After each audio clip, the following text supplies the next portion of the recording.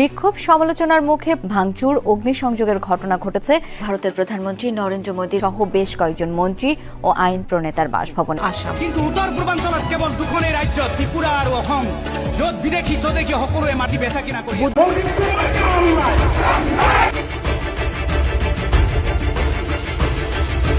তখন উত্তেজনা দেখা দিয়েছে প্রতিবেশী ভারতে। দেশটির বিভিন্ন রাজ্যে বিভিন্ন দাবিতে রাস্তায় নেমে আসছে মানুষ।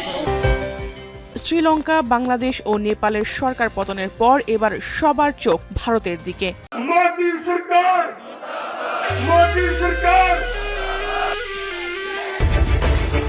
এবার সবার নজর মোদী সরকারের ভারতের দিকে।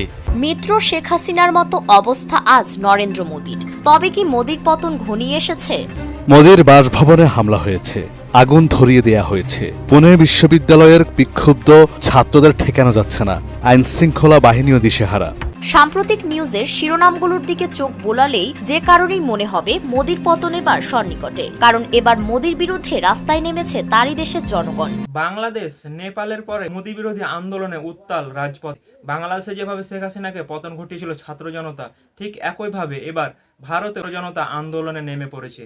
মোদীর যে স্বৈরাচারী শাসন সেটাকে আর মেনে নিতে পারছে না। মোদী এবং বিজেপির স্বৈরাচারী শাসন থেকে মুক্তির জন্য এবার বাংলাদেশ এবং নেপালের মতোই মাঠে নেমেছে ছাত্র জনতা। ছাত্র জনতার দাবি একটাই, সেটা হলো আমরা নরেন্দ্র মোদীর পদত্যাগ চাই। আমরা চাই না এই সরকারকে। নরেন্দ্র মোদী যে ভোট চুরি করে গদিতে গিয়েছে এটা কিন্তু সকলে বুঝতে পেরে গিয়েছে। নরেন্দ্র মোদী যে একটি চাল চেলেছিল যে ডক্টর মোহাম্মদ ইউনূসকে কিভাবে ক্ষমতা থেকে আবারও সরানো যায়, কিন্তু এমন চাল চালতে গিয়ে এবার বিপাকে পড়ে গেলেন নরেন্দ্র মোদী নিজেই। আপনারা ভিডিও শুরুতে কিছু গুরুত্বপূর্ণ অংশ বিশেষ দেখেছেন যে নরেন্দ্র মোদীর বাসভবন কিভাবে ঘেরাও করলো ছাত্র জনতা, সেটা কিন্তু আপনারা দেখতে পাবেন। তবে তার আগে একটি অনুরোধ, আপনি যদি এই চ্যানেলটিতে নতুন হয়ে থাকেন তাহলে অবশ্যই ভিডিওতে একটা লাইক করে চ্যানেলটিকে সাবস্ক্রাইব করুন। তো চলুন আমরা আর কথা না বাড়িয়ে দেখে আসি প্রথমে যে ভারতের আন্দোলনকারীরা নরেন্দ্র মোদীর বিরুদ্ধে কি বলছে, এমনকি তাদের মতামত কি, সেটা প্রথমে দেখে আসবো। তারপর দেখে আসবো ছাত্র জনতা কিভাবে নরেন্দ্র মোদীর বাসভবন ঘেরাও করলো। মোদী সরকার সাধারণ মানুষকে ভয় খাচ্ছে, প্লাস ইন্ডিয়া জোটকে ভয় খাচ্ছে। জানে আমি চুরি করে গদিতে বসেছি, কারণ এই চোরই হয়, ভোট চুরি করেছে। যেইভাবে গদিতে এসেছে, অন্যায়ভাবে এসেছে, যারা অন্যায় করে তারা নিজেরা মন থেকেই আতঙ্ক থাকে, সেই আতঙ্কে তারা ভুগছে। এবার তাদের যেতে হবে। মোদী সরকার যেভাবে চলছে, যেভাবে জিনিসপত্রের দাম বৃদ্ধি করা, একজন ভীতু প্রধানমন্ত্রী যে সবটাইতে অন্যায় কাজ করে যাচ্ছে, তার তো ভয় পাওয়াটাই স্বাভাবিক। কারণ সে তো সত্যতার পথে নেই, সে তো কনস্টিটিউশনের পথে নেই। কনস্টিটিউশনকে অবমাননা করে কনস্টিটিউশনের এগেনস্টে গিয়ে উনি সমস্ত কাজ করছেন, যার জন্য আজকে রাহুল গান্ধীজি বা কংগ্রেস যে পদক্ষেপ নিয়েছেন সেই পদক্ষেপকে উনি ডিনাই করতে পারছেন না। মোদীর সরকার কোথায়? মোদীর সরকার তো নেই, এনডিএ সরকার। হ্যাঁ, যে কিনা এমন একটা সরকার যে নিজের কোনো ক্যাপাসিটি নেই, অ্যাবিলিটি নেই, নিজে কিছু করতে পারে না। ইন্ডিয়া জোট মোদী বিরোধী যারা, তারা সবাই আমরা একটা লড়াই, এখন আমাদের বাঁচার লড়াই, গণতন্ত্রের লড়াই। যত দিন যাচ্ছে তত একের পর এক জুমলাবাজিটা সামনে প্রকাশিত হয়ে যাচ্ছে।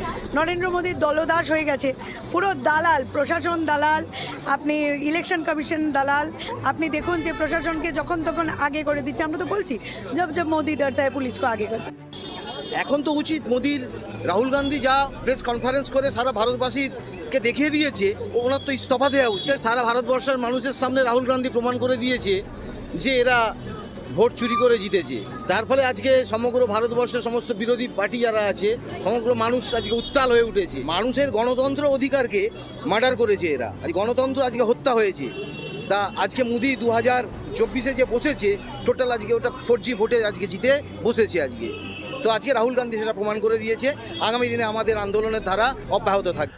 এই যে ভোট চোরি, এতদিন বলতাম চৌকিদার চোরে, এখন বলছি চোর মোদি গদ্দি চোর, কারণ আপনি ভোটটা চুরি করছেন। আমরা চুরির এগেনস্টে।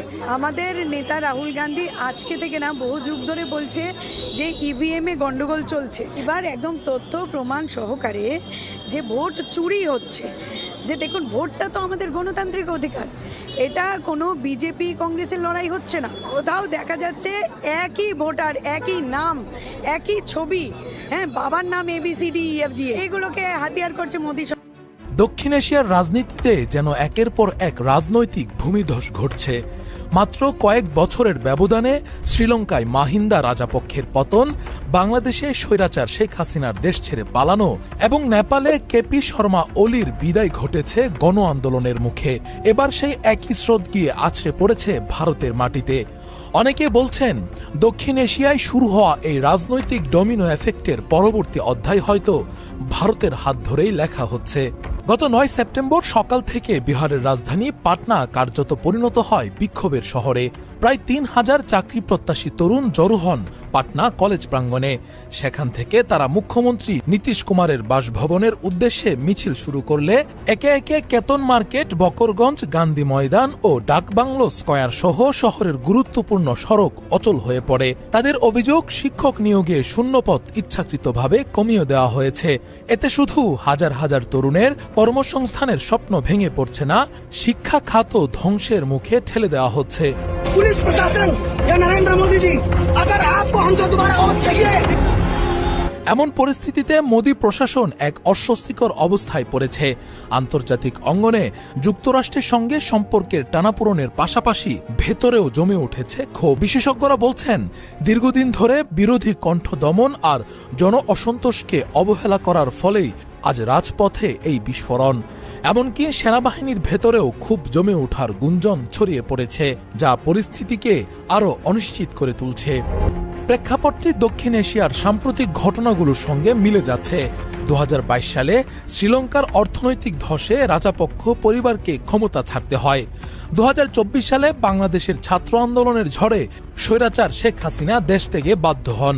আর 2025 সালে নেপালের সামাজিক যোগাযোগ মাধ্যম বন্ধের সিদ্ধান্ত ঘিরে তরুণদের বিক্ষোভে শেষ পর্যন্ত কেপি শর্মা ওলির পতন ডেকে আনে। এখন ভারতের রাজপথেও একই চিত্র দেখা যাচ্ছে। চাকরিহীন তরুণদের আন্দোলন ক্রমেই বিস্তৃত হচ্ছে। বিহারের বাইরে উত্তরপ্রদেশ, ঝাড়খণ্ড ও মধ্যপ্রদেশেও এর স্ফুলিঙ্গ ছড়িয়ে পড়ছে। রাজনৈতিক মহলে তাই প্রশ্ন ঘুরপাক খাচ্ছে, দক্ষিণ এশিয়ার প্রতিবেশীদের মতো ভারতের নেতৃত্বেও কি এবার আসতে যাচ্ছে বড় কোনো পরিবর্তন? দক্ষিণ এশিয়ার এই রাজনৈতিক ডমিনো ইফেক্ট এখন ভারতের দরজায় কড়া নাড়ছে। যখন নেপালের তরুণদের বিক্ষোভে হিমালয় কাঁপছিল, ঠিক সেই মুহূর্তে ভারতের বিহার রাজ্যে জ্বলে উঠেছে প্রতিবাদের আগুন। হাজার হাজার চাকরিপ্রার্থী তরুণ শিক্ষক নিয়োগে বঞ্চনার অভিযোগে রাজপথ প্রকম্পিত করে তুলেছেন। আর এই ঘটনাই মোদী সরকারের কপালে ফেলে দিয়েছে গভীর চিন্তার ভাঁজ। বিহারের রাজধানী পাটনার রাজপথ যেন পরিণত হয়েছে এক জনসমুদ্রে। শিক্ষক নিয়োগের 4র্থ দফার পরীক্ষা অর্থাৎ টিআরই 4কে কেন্দ্র করে এই বিক্ষোভের সূত্রপাত। রাজ্যের হাজার হাজার তরুণ যারা দিনের পর দিন এক বুক আশা নিয়ে চাকরির পরীক্ষার প্রস্তুতি নিচ্ছিলেন, সরকারের এক সিদ্ধান্তে তাদের স্বপ্ন যেন এক মুহূর্তে চুরমার হয়ে গেছে। তাদের অভিযোগ, সরকার তাদের সাথে সরাসরি বিশ্বাসঘাতকতা করেছে। ঘটনার গভীরে গেলে দেখা যায়, বিহার সরকার কথা দিয়েছিল 15ই সেপ্টেম্বরের মধ্যে প্রায় 1,20,000 শূন্যপদে শিক্ষক নিয়োগের বিজ্ঞপ্তি প্রকাশ করা হবে। এ আশায় বুক বেঁধেছিলেন রাজ্যের লক্ষ লক্ষ বেকার তরুণ তরুণী। কিন্তু গত 5ই সেপ্টেম্বর রাজ্যের শিক্ষামন্ত্রী সুনীল কুমার এক ঘোষণায় জানান, নিয়োগ দেওয়া হবে মাত্র 26,000-এর বেশি কিছু পদে। আকাশ থেকে পড়ার মতো এই ঘোষণায় ক্ষোভে ফেটে পড়ে চাকরি প্রার্থীরা। গত 9ই সেপ্টেম্বর মঙ্গলবার সকাল থেকে প্রায় 3000-এরও বেশি বিক্ষুব্ধ তরুণ পাটনা কলেজ চত্বরে জমায়েত হতে শুরু করেন। সেখান থেকে তাদের লক্ষ্য ছিল একটাই, মুখ্যমন্ত্রী নীতিশ কুমারের বাসভবন। দেখতে দেখতে সেই মিছিল ছড়িয়ে পড়ে শহরের প্রাণকেন্দ্রগুলোতে। কেতন মার্কেট, বকরগঞ্জ, গান্ধী ময়দান থেকে শুরু করে ডাকবাংলো স্কয়ার পর্যন্ত পুরো এলাকা কার্যত অচল হয়ে পড়ে। ঘণ্টার পর ঘণ্টা যান চলাচল বন্ধ থাকায় বিপর্যস্ত হয়ে পড়ে জনজীবন। কিন্তু নিজেদের ভবিষ্যৎ নিয়ে চিন্তিত এই তরুণদের কাছে এই সাময়িক ভোগান্তি ছিল তুচ্ছ। তাদের চোখে মুখে ছিল বঞ্চনার ছাপ আর কণ্ঠে ছিল প্রতিবাদের গর্জন। এই আন্দোলনের পেছনে সরকারের প্রতিশ্রুতি ভঙ্গের এক স্পষ্ট চিত্র ফুটে উঠেছে। ছাত্রনেতা দিলীপ কুমারের মতো আন্দোলনকারীরা অভিযোগ তুলেছেন, সরকার অত্যন্ত পরিকল্পিতভাবে বিহারের তরুণদের সাথে প্রতারণা করেছে। তার ভাষ্যমতে, বিহারে যখন ডোমিসাইল নীতি অর্থাৎ শুধুমাত্র রাজ্যের বাসিন্দাদের চাকরির সুযোগ দেওয়ার নিয়ম চালু ছিল না, তখন বাইরের রাজ্যের প্রার্থীদের আকৃষ্ট করতে শূন্য পদের সংখ্যা ফুলিয়ে ফাঁপিয়ে দেখানো হয়েছিল। তখন বলা হচ্ছিল 50,000, কখনো 80,000, এমনকি 1,20,000 পদের কথা। কিন্তু যেই মুহূর্তে শুধুমাত্র বিহারের প্রার্থীদের জন্য চাকরি সংস্করণের নতুন নীতি কার্যকর হলো, ঠিক তখনই সেই পদের সংখ্যা কমিয়ে মাত্র ২৭,৯১০-এ নামিয়ে আনা হলো। দিলীপ কুমারের কথায় এটি বিহারের তরুণদের সাথে হওয়া এক নির্লজ্জ বিশ্বাসঘাতকতা। আন্দোলনকারীদের অভিযোগ, শুধু শিক্ষামন্ত্রী নন, খোদ মুখ্যমন্ত্রী নীতিশ কুমার এবং উপমুখ্যমন্ত্রী সম্রাট চৌধুরী একাধিকবার জনসভা থেকে ১,২০,০০০ শিক্ষক নিয়োগের প্রতিশ্রুতি দিয়েছিলেন। কিন্তু এখন সেই প্রতিশ্রুতি বাতাসে মিলিয়ে গেছে। সরকারের এই দ্বিচারিতায় তরুণ সমাজের মধ্যে তীব্র আস্থাহীনতা তৈরি হয়েছে। রাজপথে দাঁড়ানো এক তরুণের কণ্ঠে শোনা গেল হতাশার সুর। সরকার আমাদের ভবিষ্যৎ নিয়ে খেলা করছে, আমাদের স্বপ্নগুলোকে এক ঘোষণায় হত্যা করা হয়েছে। বিহারের এই ছাত্র আন্দোলনকে বিচ্ছিন্ন ঘটনা হিসেবে দেখলে হয়তো ভুল হবে, কারণ এর শেকড় আরও গভীরে প্রথিত। দীর্ঘদিন ধরে কেন্দ্রীয় স্তরেও নরেন্দ্র মোদী সরকারের বিরুদ্ধে বেকারত্ব বৃদ্ধি এবং কর্মসংস্থান তৈরিতে ব্যর্থতার অভিযোগ উঠছে। অগ্নিবীর প্রকল্পের মতো একাধিক সিদ্ধান্ত তরুণদের মধ্যে তীব্র অসন্তোষ তৈরি করেছে। এর মধ্যে বিহারের এই ঘটনা যেন আগুনে ঘি ঢেলেছে। শুধু তাই নয়, মোদী সরকারের অভ্যন্তরীণ এবং আন্তর্জাতিক নীতি নিয়েও নানা প্রশ্ন উঠছে। যুক্তরাষ্ট্রের সাথে ভারতের সম্পর্কে যে টানাপোড়েন চলছে তার গোপন নেই। এর মধ্যে দেশের ভেতরে যদি তরুণ সমাজের মধ্যে অস্থিরতা বৃদ্ধি পায়, তবে তা সরকারের জন্য এক অশনি সংকেত। এমনকি কোনো কোনো মহল থেকে এমনও গুঞ্জন শোনা যাচ্ছে যে দীর্ঘদিন ধরে বিরোধী মতকে দমন করার যে নীতি মোদী সরকার নিয়েছিল, তা এখন সেনাবাহিনীর অন্তর্মহলেও সমালোচনার জন্ম দিয়েছে। যদিও এর কোনো স্পষ্ট প্রমাণ নেই, তবে এমন গুঞ্জন সরকারের অস্বস্তি বাড়াতে যথেষ্ট। প্রতিবেশী দেশগুলোতে যেভাবে তরুণদের সম্মিলিত শক্তির কাছে বড় বড় সরকার তাসের ঘরের মতো ভেঙে পড়েছে, সেই দৃশ্য ভারতের তরুণদের নিঃসন্দেহে উৎসাহিত করছে। সোশ্যাল মিডিয়ার যুগে খবর ছড়িয়ে পড়তে সময় লাগে না। নেপালের তরুণরা যদি পারে, বাংলাদেশের ছাত্ররা যদি পারে, তাহলে ভারতের তরুণরা কেন পারবে না?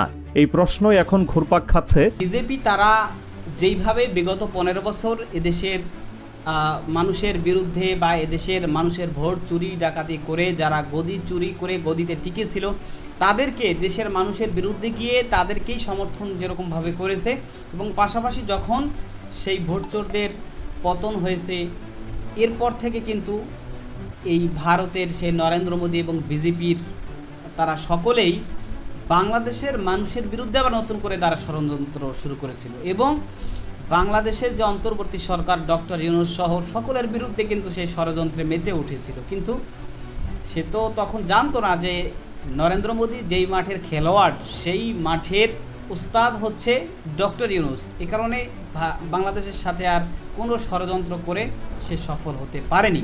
তো ভিউয়ার্স, আশা করছি আপনারা সকলে ভিডিওটা শেষ পর্যন্ত দেখেছেন।